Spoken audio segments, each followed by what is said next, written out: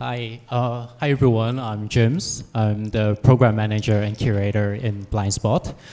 Very welcome everyone to join us at the artist talk at our opening reception of Weather World. It's my great honor to be able to invite Carlos Cation, the co-curator of the exhibition, to be in conversation with other participating artists. Weather World is a concept based on an ongoing research that is first developed by Carlos Cation. And it is also a thematic exhibition including 7 artists. In this exhibition, we think of the concept of atmosphere, or more specifically, we look into the concept of how atmosphere could turn into a poetic and political landscape at the same time. We're very fortunate today because we have 3 out of the 5 artists who has come all the way from the Philippines to share with us their unique and diverse perspective on their artistic practices. The discussion today will last for 60 minutes with the possibility of a Q&A in the end. Carlos and I will first talk a bit about the background of the exhibition, and also we will ask the artists about the work they have done or created for the exhibition. So Carlos, before I invite you to speak for the exhibition, I would like to do a quick round of introduction. So starting on my left, I have artists. Here's the artist with Yip Kin Bon. He's from Hong Kong. And Mark Salvatus on his left as well, and Matina Partosa, and on the far side, Yuen Nga Chi and Lesley-Anne Cao. Thank you, everyone.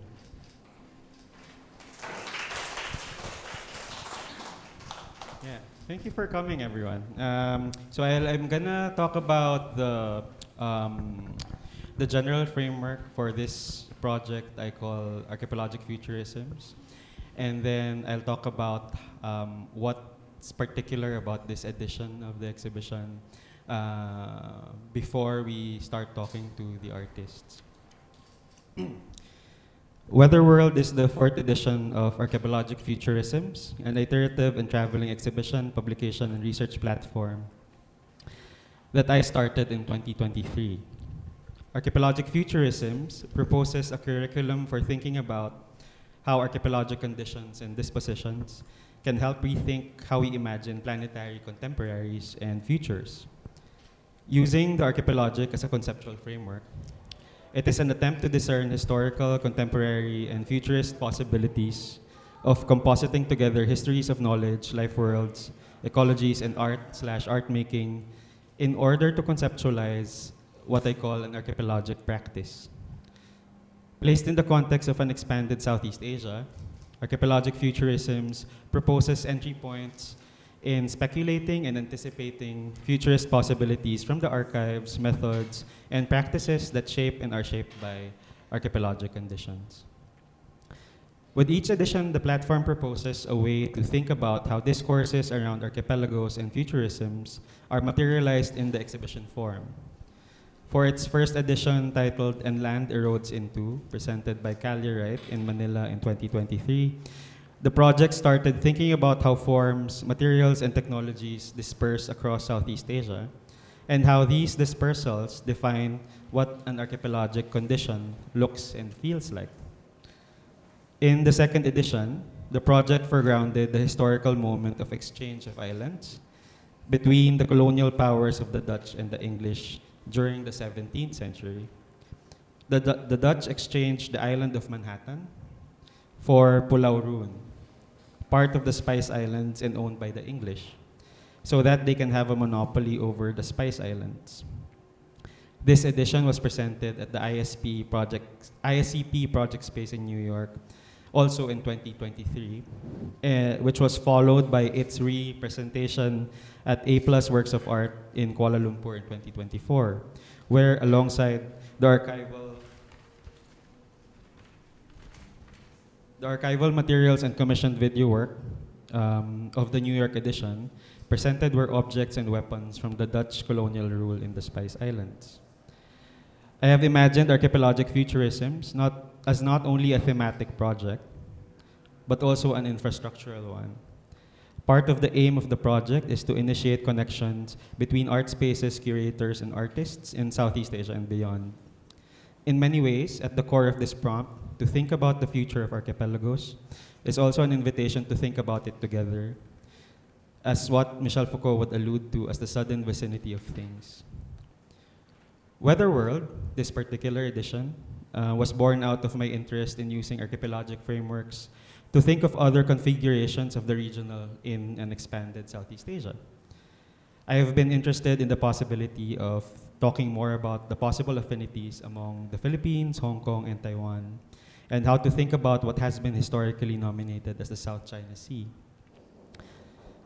In talking about the political history of Monsoon Asia, another imagination of regionality in Asia, historian Sunil Amrith talks about a network of observatories that broke new ground in the understanding of weather patterns and typhoon paths in the 1890s. In this account, crucial was the connection between 3 observatories, newly established ones, in Hong Kong, Manila, and Shanghai to connect the weather patterns between the Indian Ocean and the South China Sea. In this history, an imagination of translocal affinities is discerned beyond categories of the nation or the region. Weather became a way to think about imaginations of a region, a common world. Weather World, this exhibition, however, is decisively not just about the weather. In thinking about the parameters of the exhibition, we wanted to displace the more meteorological and scientific register of weather with a more aesthetic category.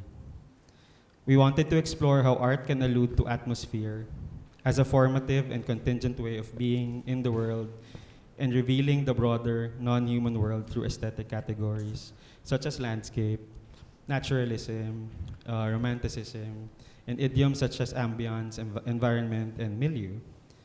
In these categories, the concept of atmosphere, whether as weather or mood, shapes how we understand and represent the natural and non-human world and how we imagine our relation to them. And this can be as simple as thinking about how the exhibition space itself presents an atmosphere to the gathering of works and people in an exhibition, or how artworks themselves create their own. Thank you. Thank you, Carlos. So when first Carlos introduced his project to me, I was already fascinated by the idea that we could create a possibility of a different point of view by connecting the world, by picturing very basic elements like the wind, the water, and the sea.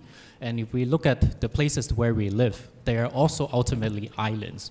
So naturally, a network can be formed connecting the Philippines, Hong Kong, and even further to Taiwan. This already has formed a basis for the foundation of our curated project. And as for instance, just look at this late November, there were so many typhoons that has been formed, and there were 4 typhoons that have been formed within this week simultaneously, and this is already record-breaking. And thinking of our position, living in these islands, what draws us together is actually the speculative perspective towards the future, in which we are looking at the same weather condition, we are sharing the same vulnerability at the same time. And this makes a lot of sense for us to put these artists from the Philippines, also with artists from Hong Kong and Taiwan together in this exhibition as well. Typically, seeing Filipino artists in the gallery context is rather uncommon in Hong Kong, let alone having this group of artists coming from the Philippines and also curators as well. So I would like to take this opportunity to thank Mimi, who has given us the support, allowing me and Carlos to bring this special exhibition in the environment of a gallery. So the way that we work with our artists is that we propose our ideas of the exhibition or our concept towards weather to them. So based on that concept, the artists would develop their proposals.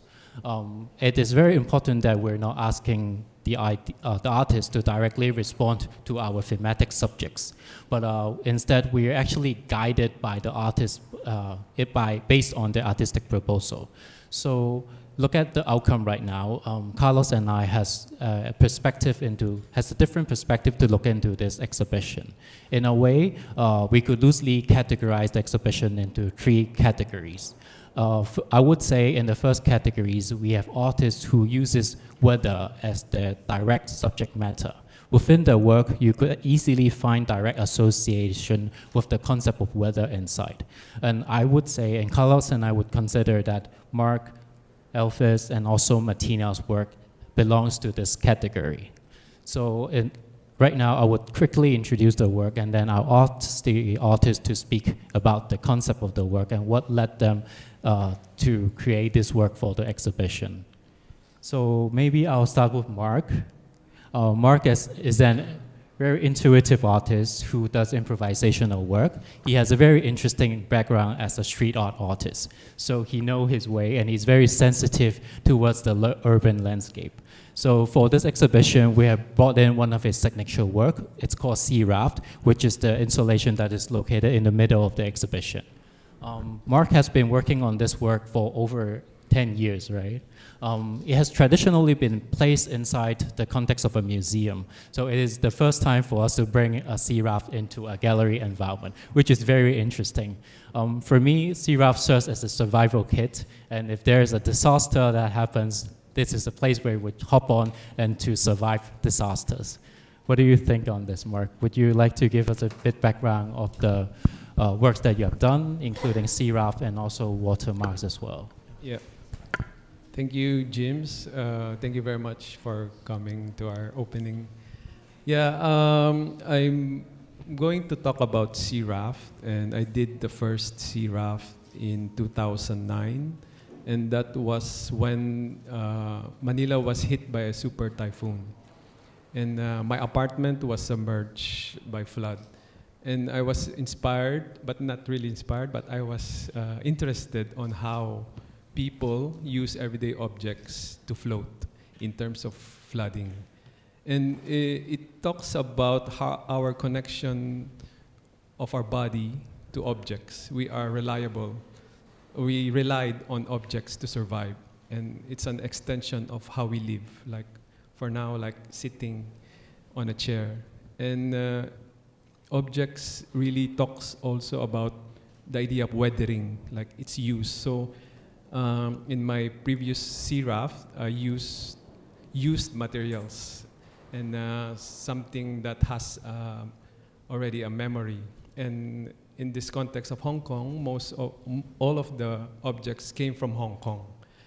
So I work with objects that is connected to the condition of the location also. So I'm interested on that and how this idea of assembly and assemblage, and it also connects to how people come together, like assemble in terms of maybe disaster or flood or typhoon. So this is an interesting context for me because from Manila to Hong Kong is like a moving path of how objects are also circulated, no? Like it's also redistributed in different ways. Like we got the objects from secondhand shops, and now it's in a gallery context. So it's the same with the work Watermarks. It's a new work, and it's also inspired by the markings of floods on the wall.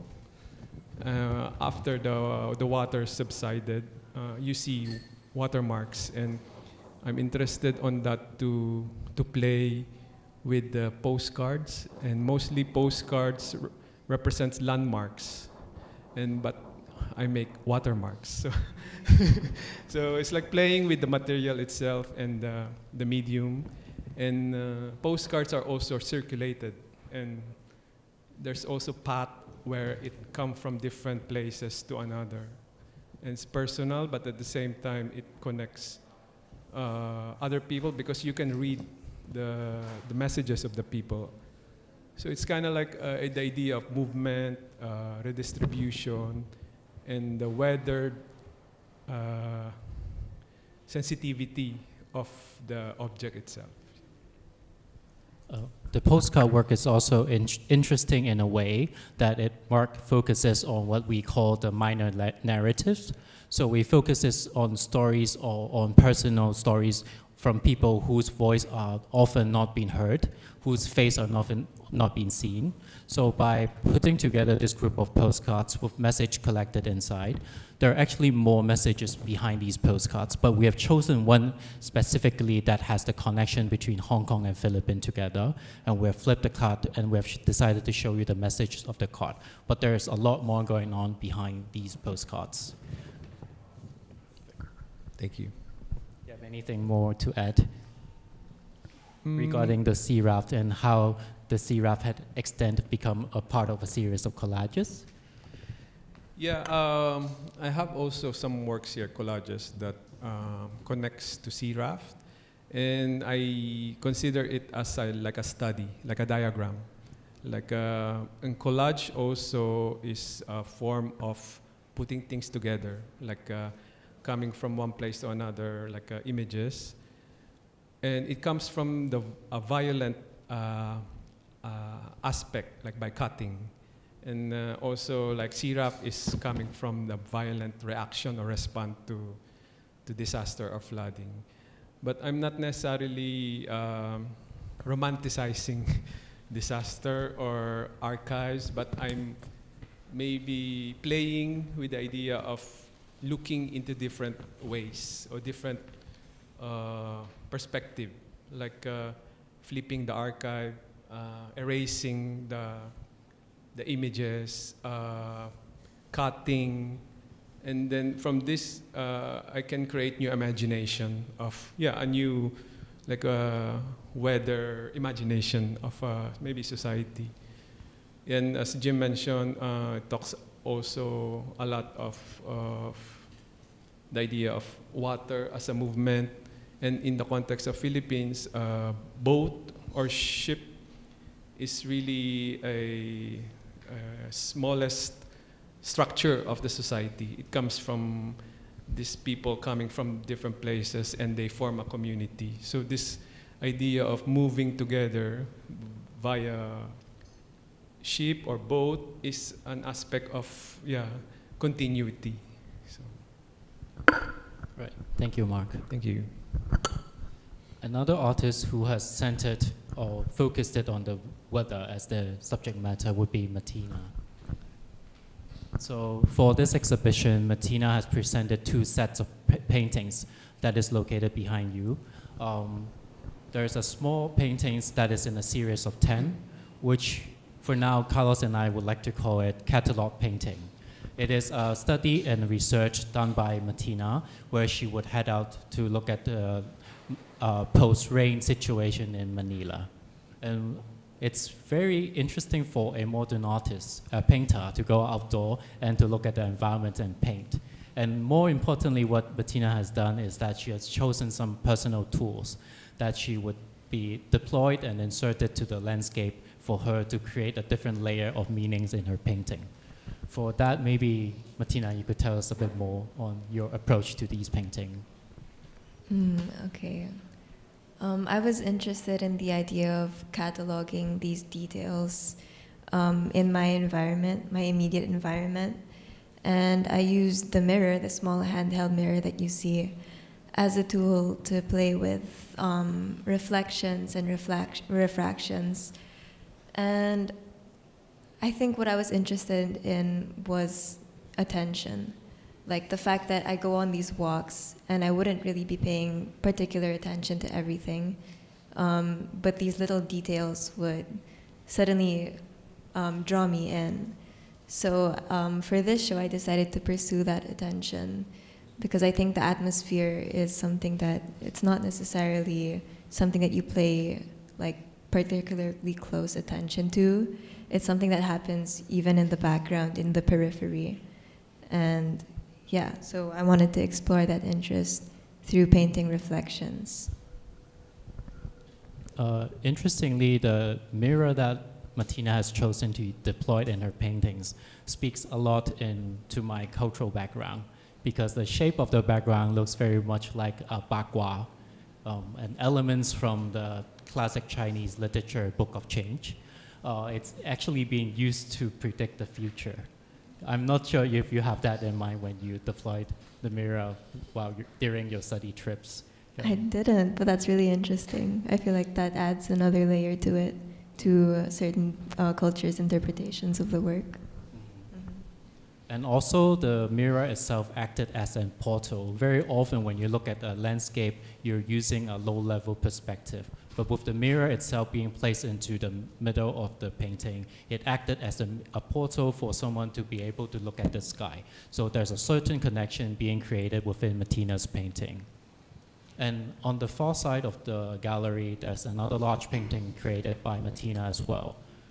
In a way, if we consider the small paintings are the documentation of post-Ring Manila, the large painting created by Matina is a work based on her imagination and some of the fiction and research elements that she has always been looking into. Could you tell us a bit more? Yeah, so this painting was actually based on the window across my studio, which was covered in these curtains. And I was interested in the parallels between theatricality and stage design and the study of the atmosphere. So I wanted to create a more fantastical aesthetic reading of the weather by looking at that window and also at the same time looking at all these weather maps that I found online. So that's actually where the color palette is from. It's from local weather maps. Thank you, Matina. The third artist that I would like to invite is actually Elvis. Elvis is an artist who often works with photo collages. His work is being placed on the other side of the gallery in the corridor. Your work is actually about an imaginative disaster that you imagine that has took place in Hong Kong. Yes. Am I right? Yes. Yes. And when I learned about the direction of this exhibition curation, and I was thinking about the relationship between physical and the emotional context of atmosphere, fear. And then I wondering what visual elements can represent recently Hong Kong atmosphere to me. And then why I choose sky as the main elements of this work. I think this is quite like a natural situation that I often look up the sky after my mom passed away last year. And then the sky can hold imagination and also thought, I think. And then I'm starting to think about what unreasonable disaster could happen in the sky. And then an idea that popped into my mind is how about a cloud in the sky would trapping a bird even there is no bird. Yeah, and also when I start to take picture of the sky, it's also very natural situation to me. The places where I work and I live is always pass by the open sky area, and then such as Central Pier, Kowloon Tong, and also Cheung Chau Island. Yeah. I think Elvis and Mark shares a certain similar quality where they would always look for inspiration and always looks for subject matter within the urban landscape. And I think for Elvis, his work is based on the concept of imagination. The disaster itself doesn't really exist, and also the birds that he has chosen to create also doesn't exist. The bird is formed based on the cloud or the skyscape of Hong Kong. It's also being cloaked or detained by the cloud itself. So it has a double meaning and by the deploy of his symbolism in his work. So that would summarize the first observation Carlos and I have for this exhibition. I'm introducing the second thread for the exhibition. The second thread that we wanted to unravel in this exhibition is how atmosphere can become a conceptualist anchor and method that can help us rethink artistic conventions. The work of Stella Zhong in The Corridor and Lesley-Anne Cao speak to this tendency. Stella Zhong's nuo are minuscule clay forms that resemble small pebbles or even animal excrement. These forms inhabit Zhong's signature sculptural installations, which are hermetic architectural worlds that are uncanny riffs of modernist ideas. Nuo's clay forms take shape in the gallery as clusters clinging onto the gallery wall, and we can maybe wait for an image so that it's not too abstract. Okay. Nuo's clay forms take shape in the gallery as clusters clinging onto the gallery wall or off the edge of a pedestal. Taken out of their more legible art context outside of the sculptural installations, these colonies of clay question their status as objects of art as they annotate the gallery space as part of the environment. While spotlights are focused on them as much as the other works in the exhibition space, Nuo's presence foreground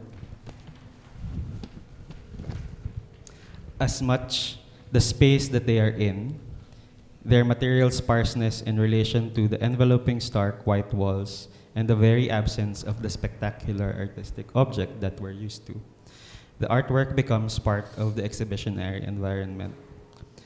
Another work that's part of this thinking about atmosphere as an aesthetic category is Lesley-Anne Cao's Amphibian Palm. Amphibian Palm is a series of aquarium tanks, placed inside of which are quote-unquote books. For this project, Cao wants us to think about our ideas around books and the activity of reading. Each book inside the aqueous vessels are prompts to reconsider the ontological relations that play out in considering the materiality of a book and reading as an activity. What constitutes a book? Does stitching together sheets of any material create a book? Is it still a book if it doesn't have anything in it? What constitutes reading? A book undulates inside each tank with the aid of an electronic wave maker automated by a timer.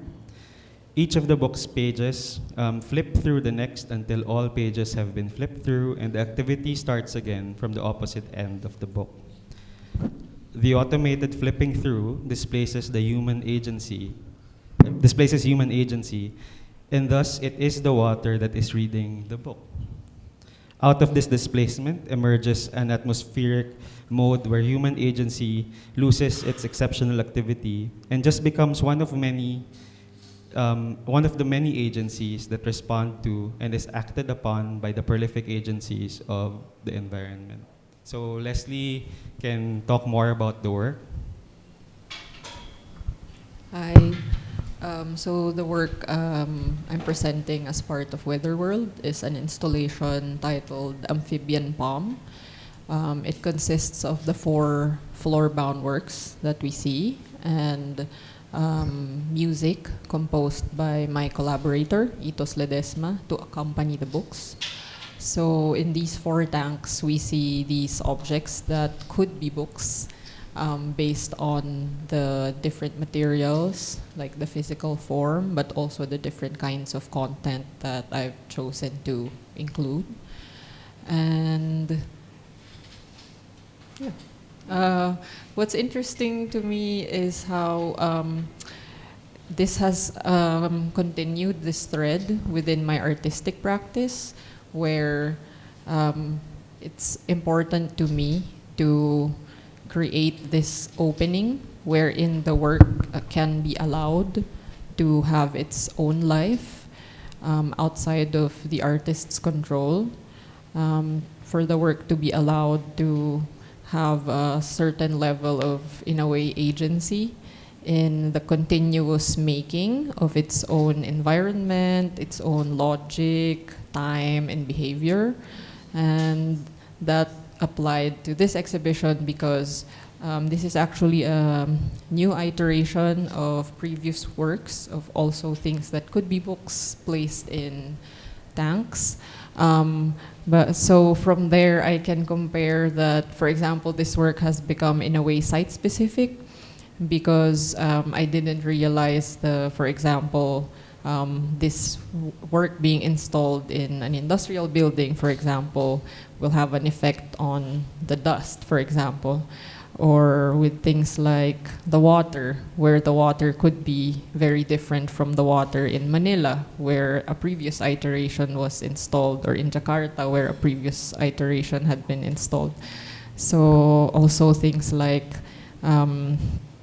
how through the engagement with this work or through viewing it, we can ask questions about how we expect something that looks like a book or something that could be a book or something like a series of images or a series of text, how we would want them to behave or how we expect them to behave, and how I try with this work to kind of question that kind of expectation or desire to view images or how to read text and images. So yeah, those are some of the ideas that I'm engaging with in this work.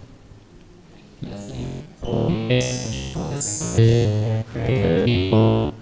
Yes. created a new book specifically that refers to typhoon signals or typhoon Yes. names. Ah, Could you yes. let us know about the concept or some of the Okay. references Yes. of that book? So one of the 4 tanks here, the book is completely new.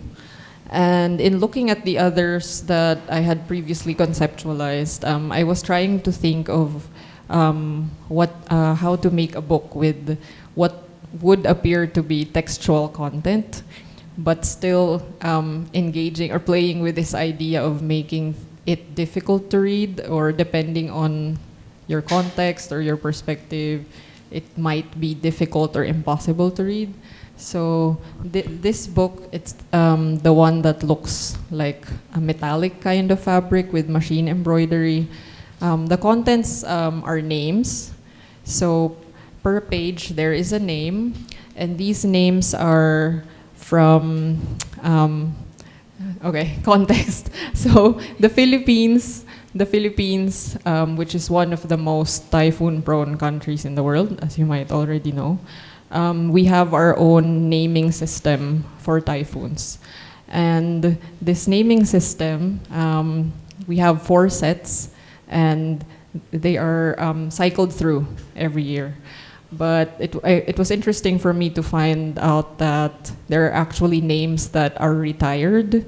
So these names will not be used again because they are retired when the typhoon caused enough destruction, whether to human life or to property.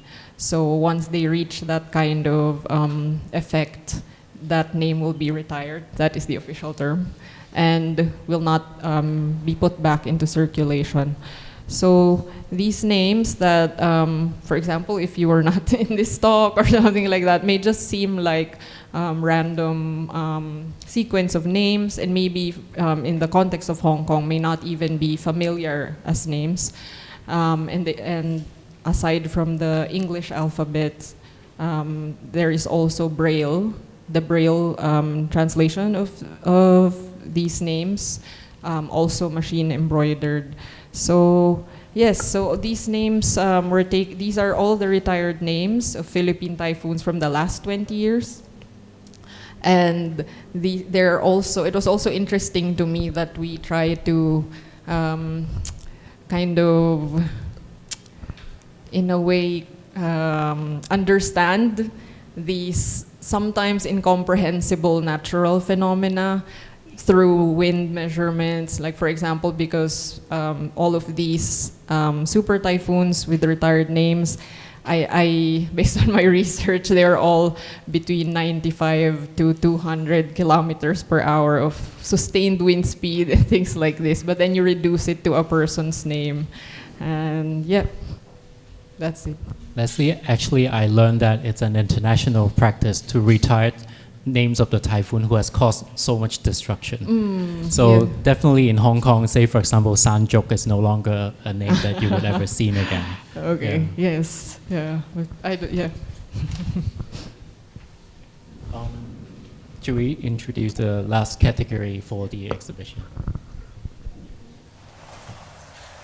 I'll start with colorful comedy. So the last two artists is Zhang Xujian and also Yuen Nga Chi. Zhang is from Taiwan and Ji is from Hong Kong.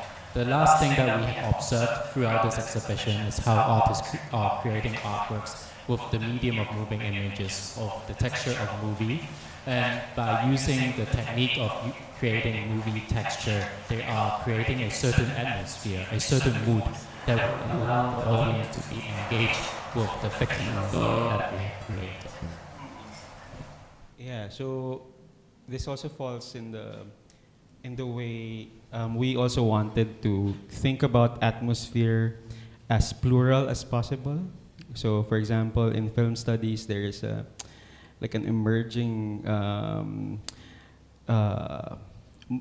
like theoretical school wherein film scholars have been thinking about what is the role of atmosphere in translating or transplanting film audiences to the world of film. And according to these scholars, this is mainly accomplished through atmosphere, so sound, cinematography, etc. And I was very interested in how that school of thought also operationalizes atmosphere as a form of, as an agency of attunement. So how do people transport themselves or feel the same way as the characters in the film? So that's a strategy that also was interesting in relation to how we think about atmosphere, not just as a scientific and meteorological thing, but also an aesthetic experience, especially with experiences in movie houses, for example. Like the complete darkness, the surround sound, all these are technologies of creating an atmosphere so that the viewers can transport themselves into another world, the world of the film. For this exhibition, Zhang Xujian has created a video work called Termite Feeding Show. It's a story that is based on an actual incident that has took place in Taiwan. So at one point in a suburban area in Taiwan, there was this incident where the termites have been eating the underground cable and causing a major blackout in a Taiwan suburban city. It was being reported on the news. And using this as an inspiration, Zhang, he has created video work of a human enacted termite kidnapping a cable from an electrician company. So throughout the video, you will see the ants transporting this cable structure into the cave, which echoes the concept of a microclimate staged scene. And the termites will perform a ritual-like dance and musical performance in order to prepare the cable to be consumed by the six species. It's a two-channel video, and this is the main channel that we're looking into. There's also a sub-channel inside the channel, which features the perspective of the termites. I think another interesting part of Zhang's practice is these are most part of, at least this film, part of it is stop motion. And in doing stop motion films, what's interesting is you create an entire world out of scratch. So that's also the initial moment when I started talking to Zhang about the show. That's also something that I talked to him about, like these maquettes of the setting of your stop motion films are themselves new atmospheres wherein you have created these worlds. So that's also like a more material approach to Zhang's work that I really found very interesting in relation to the exhibition. Another artist who is using video as her presentation is Yuen Nga Chi. Dee is a photographer graduated from the Baptist University. She has been recently working on a lot of video work, and her subjective focus has always been keen on studying human migration between Japan and Southeast Asia, particularly during the post-war periods. I will let Dee explain a bit more about her concept. Because I will having a residency in Japan in December, so I started to study the history of Japan in this year. So after I study the Japan history, I find that they have different linkage to Southeast Asia because during the World War II, they have a colonial history between Japan and Southeast Asia. So I also started to study different South Asia histories to learn a bit about different history background such as Indonesia or Malaysia, that Southeast country. And in this work is a new work to talk about the family tree. I create a part of fictional and stories and part of a personal story, and they come across to try to creating a new story with sound and text, and would like to let the audience to think about which part is the real part or which part is the fictional part. And I think I'm interested in the mobility of how people moving around in between this area, like Southeast Asia or Japan, how they're moving to Southeast Asia, or how China, overseas Chinese, how they're moving to the Malaysia or Indonesia. I'm interested in the mobility of the family and how the structure to creating a family.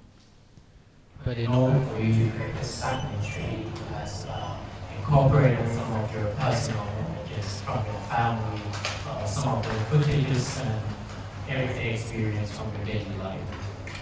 What is the big thought process behind this approach? Yes, because they have two parts, and one part is they have a sequence for the photo part and another one for the video part, and each have their own story. And for the photo part is more about my own family stories and my family members, how they look like, and other activities they were doing in the house. And for the video parts, they're more focusing on different. The whole video is almost showing me how to washing my hair, because it's more personal things, because the hair means a lot to me, because I will not go out to salon to cut my hair because my mom is the only one who cutting my hair. So I think it is the part that I like a metaphor or related to home or family symbols. And also I use the water as an element to represent the mobility of families or homes, how they come across together. So, yeah, thank you, Ji. I was also fascinated by how all these fascinating magical filters, colors coming from your videos are actually the washing water that you have produced while during showers. Yeah. So this is pretty much a summarization of the exhibition Weather World. Of course, I wanted to stress on the fact that our observations are guided by the artistic proposal by the artists and the outcome of the exhibitions. And Carlos, would you have something to add in terms of concluding? Thank you, everyone, and I hope you enjoy the exhibition. They're interesting works, so take your time with them. Yeah, nice seeing everyone. We still have a bit of question time. and answer. Maybe we can open up the floor for questions. If anyone have any burning questions, feel free to ask us as all the artists.